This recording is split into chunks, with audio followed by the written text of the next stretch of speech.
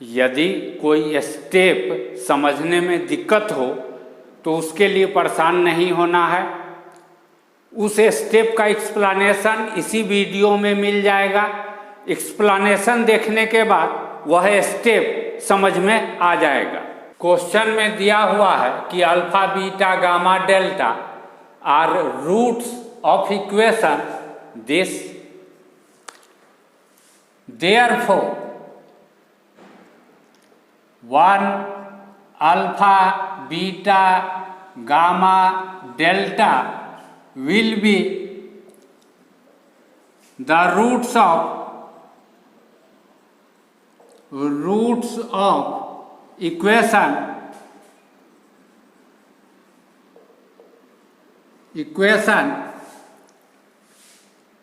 x minus 1 times x4 plus x cube plus x square plus x plus 1 is equal to 0।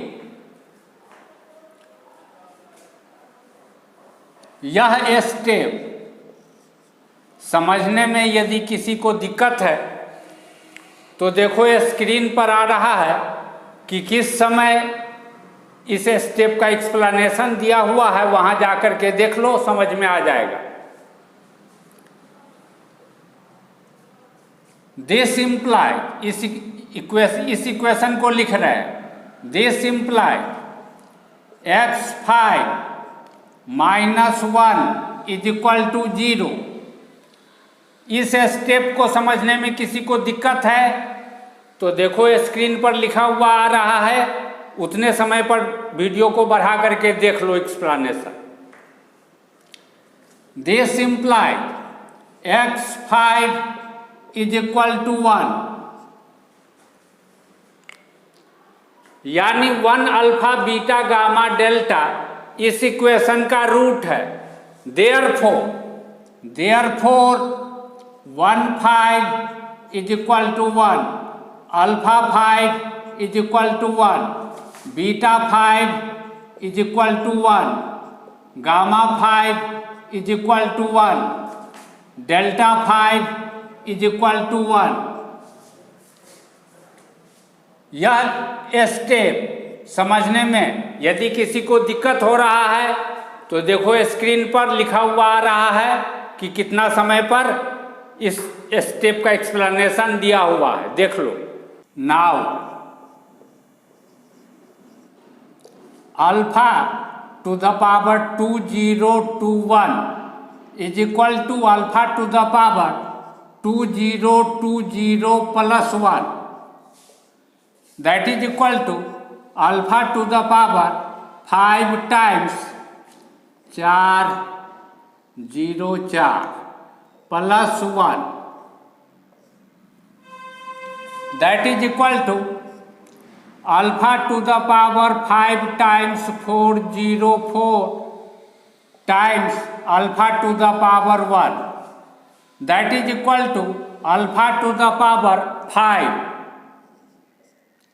To the power 404 times 1 times alpha to the power 1, that is equal to alpha to the power 5 is equal to 1, 1 to the power 404 times alpha to the power 1, that is equal to 1 times alpha, that is equal to alpha, that is equal to alpha. Similarly, इसी तरीके से similarly it can be proved that beta to the power 2021 is equal to beta, gamma to the power 2021 will be equal to gamma, and delta to the power 2021 will be equal to delta. Therefore alpha to the power 2021 plus beta to the power 2021 plus gamma to the power 2021 plus delta to the power 2021 will be equal to alpha plus beta plus gamma plus delta. Alpha beta gamma delta इस equation का root है।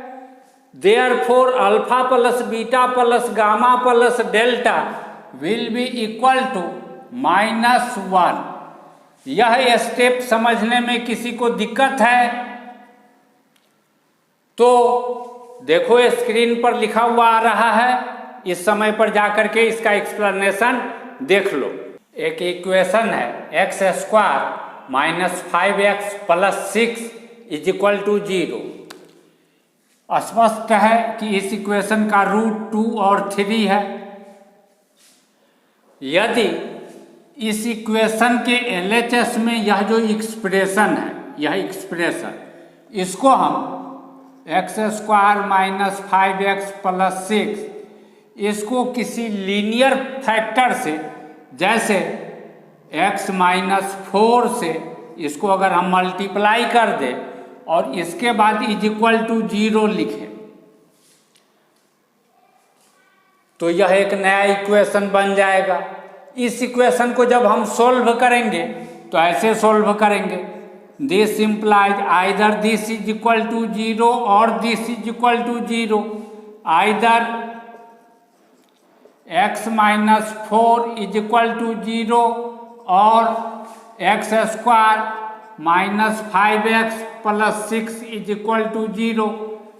This implies either x is equal to 4 और इसको solve करने पर यदि root 2 3 आ रहा था तो अभी भी इसको सोल्व करेंगे तो रूट मिलेगा 2 और 3। तो फाइनली इस इक्वेशन का रूट कितना हो गया, एक 4 हुआ, एक 2 हुआ, एक 3 हुआ, यानी एक रूट 4 पहले जो रूट हो रहा था इसका, यह अब भी इस इक्वेशन का भी रूट है ही, लेकिन एक रूट 4 बढ़ गया। यह एक रूट 4 इसीलिए बढ़ा क्योंकि हम एक लीनियर फैक्टर x माइनस 4 से इस एक्सप्रेशन को मल्टीप्लाई कर दिए, इस कारण से एक रूट बढ़ जाएगा। ठीक इसी तरीके से यदि अल्फा बीटा गामा डेल्टा इस इक्वेशन का रूट है, यदि इसके LHS में जो एक्सप्रेशन दिखाई पड़ रहा है इसको हम किसी एक लीनियर फैक्टर x माइनस 1 से मल्टीप्लाई करके लिखें, x4 plus x cube plus x square plus x plus 1 और इज इक्वल टू 0 लिखें तो यह एक नया इक्वेशन बन गया। इस इक्वेशन को जब सॉल्व करेंगे तो हम लिखेंगे either x minus 1 is equal to 0 और x4 plus x cube plus x square plus x plus 1 is equal to 0। इससे रूट मिलेगा 1 और इससे क्या रूट मिलेगा, तो इसका रूट तो दिया ही हुआ है, यानी इसका रूट मिलेगा अल्फा बीटा गामा डेल्टा। तो फाइनली इस इक्वेशन का रूट क्या हो गया, 1 अल्फा बीटा गामा डेल्टा। इसको मल्टीप्लाई करना शुरू करते हैं। दिस इम्प्लाइज x से x4 को मल्टीप्लाई करेंगे x5 प्लस x से इसको x4 plus x cube plus x square plus x से जब 1 को मल्टीप्लाई किए x, अब -1 से मल्टीप्लाई करना शुरू करते हैं। ठीक है, -x4 minus x cube minus x square minus x minus 1 is equal to 0। यह -x4 या +x4 cancel, -x³ plus x³ cancel, -x square plus x square cancel, -x plus x cancel. This implies x5 -1 is equal to 0। इस equation का root है 2 और 3। Root का क्या अर्थ होता है? रूट का अर्थ होता है कि जो रूट है उसको अगर x के जगह पर रखा जाए तो LHS RHS के बराबर नजर आएगा। देखो रखते हैं, x के जगह पर 2 रखने पर 2 square minus 5 times 2 plus 6 is equal to 4 minus 10 plus 6, 6 4 10, 10 में से 10 घटेगा 0, जो कि RHS के बराबर नजर आ रहा है, यानी इक्वेशन सेटिस्फाइड होगा। अगर x के जगह पर यह दूसरा रूट 3 रखें तो भी LHS RHS के बराबर होगा। 3 square minus 5 times 3 plus 6 is equal to 9 minus 15 plus 6 that is equal to 9 6 15, 15 में से यह 15 घटेगा 0, यानी RHS के बराबर आ जाएगा। जो नंबर रूट नहीं है, जैसे 4 is not the root of the above equation. अगर हम 4 रखें इसके जगह पर तो देखो क्या होता है, इक्वेशन सेटिस्फाइड नहीं होगा। 4 square minus 5 times 4 plus 6 that is equal to 16 minus 20 plus 6, 16 6 22 minus 20 that is equal to 2 not equal to 0, 0 के बराबर नहीं, यानी RHS के बराबर नहीं। जो RHS है इसके बराबर नहीं आया। RHS तो 0 के बराबर है और 0 के बराबर यह 2 नहीं आ रहा, यानी LHS RHS के बराबर नहीं होगा। यानी जो नंबर रूट होता है वही x के जगह पर रखने पर LHS हमेशा RHS के बराबर होगा, और जो नंबर रूट नहीं होगा इक्वेशन का वो उसको अगर हम x के जगह पर रख देंगे तो कभी भी LHS RHS के बराबर नहीं होगा। यदि अल्फा बीटा इस इक्वेशन का रूट हो तो a alpha square plus b alpha plus c 0 के बराबर होगा, a beta square plus b beta plus c 0 के बराबर होगा। लेकिन गामा यदि इसका रूट नहीं हो तो गामा रखने पर a gamma square plus b gamma plus c not equal to 0 होगा। यदि 1 अल्फा बीटा गामा डेल्टा इस इक्वेशन का रूट हो तो रूट को x के जगह पर रखने पर इक्वेशन सेटिस्फाइड होगा, यानी LHS RHS के बराबर होगा। RHS तो 1 है, यानी LHS में x के जगह पर इसमें से कोई भी रूट रखेंगे तो वैल्यू RHS के बराबर यानी 1 के बराबर होगा, यानी 1 5 will be equal to 1, alpha 5 will be equal to 1, beta 5 will be equal to 1, gamma 5 will be equal to 1, delta 5 will be equal to 1। यदि अल्फा बीटा इस इक्वेशन का रूट हो तो यह बात हम जानते हैं कि alpha plus beta is equal to minus B by A, और alpha times beta is equal to C by A. तो इससे अभी हमारा कोई लेना देना नहीं है, स्पेशली इस पर हम ध्यान देते हैं कि sum of root minus B by A minus B by A minus B by A. इसी तरीके से यदि यदि alpha beta gamma be the roots of